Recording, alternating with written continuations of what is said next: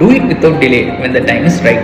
I am Dr. Daniel, your orthopedic surgeon. இந்த பகுதியில் முழங்கால் மூட்டு தேய்மான பிரச்சனை இருக்கிறவங்களுக்கு என்னென்ன சிம்டம்ஸ் அறிகுறிகள் இருக்கும் அப்படின்னு சொல்லிட்டு பார்க்கலாம். நம்பர் 1, பேஷண்ட்டுக்கு மெயினாக பெயின் இருக்கும். இந்த வலி அவங்க அன்றாட வேலை செய்கிற ஆக்டிவிட்டீஸில் ஒரு ஹிண்ட்ரன்ஸாக அமையலாம். நம்பர் 2, பேஷண்ட்டுக்கு சைனவேல் திக்னிங், முட்டியை சுற்றி நீர்ப்பை அப்படின்ற ஒரு பகுதி இருக்குது. இந்த பகுதியில் வீக்கம் ஏற்படலாம். நம்பர் 3, பேஷண்ட்டுக்கு முட்டி மடக்கி நீட்டும் போது வலியோடு சேர்த்து அவங்களுக்கு சத்தம் கேட்கலாம். ஸோ இந்த மாதிரி பிரச்சனை இருக்கிற மக்கள் என்ன பண்ணுறாங்க அப்படின்னா, பக்கத்தில் இருக்கிற ஒரு முட வைத்தியசாலையில் போய் கட்டு போடுறாங்க. அப்படி இல்லாட்டி பக்கத்தில் இருக்கிற ஒரு ஆயுர்வேதிக் மசாஜ் போய் எடுத்துக்கிறாங்க.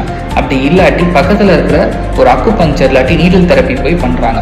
இது பண்ணுறதுனால அவங்களோட முட்டி தேய்மான பிரச்சனை தாமதமாயிட்டே இருக்கே தவிர அவங்களுக்கு தீர்வு கிடைச்ச மாதிரி இல்லை. இதுக்கு என்ன பண்ணணும் அப்படின்னா, பக்கத்தில் இருக்க எலும்பு முறிவு டாக்டரை போய் பாருங்கள்.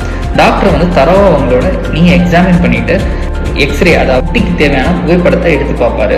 இதில் தேய்மான பிரச்சனை எந்த ஸ்டேஜில் இருக்குது அப்படின்னு சொல்லிட்டு நம்மளுக்கு தெரிய வரும். இது மொத்தம் 4 ஸ்டேஜில் இருக்குது. ஸ்டேஜ் 1, 2, 3, 4. 4வது ஸ்டேஜுக்கு உங்கள் முட்டி போயிடுச்சு அப்படின்னா ரொம்ப பரிதாபகரமான நிலையில் இருக்கும். ஸோ அப்படின்றப்போ நீங்கள் எவ்வளோ சீக்கிரம் போய் உங்கள் எலும்பு முறிவு டாக்டரை பார்க்குறீங்களோ அவ்வளோ சீக்கிரம் உங்களுக்கு தீர்வு கட்டாயம் கிடைக்கும்.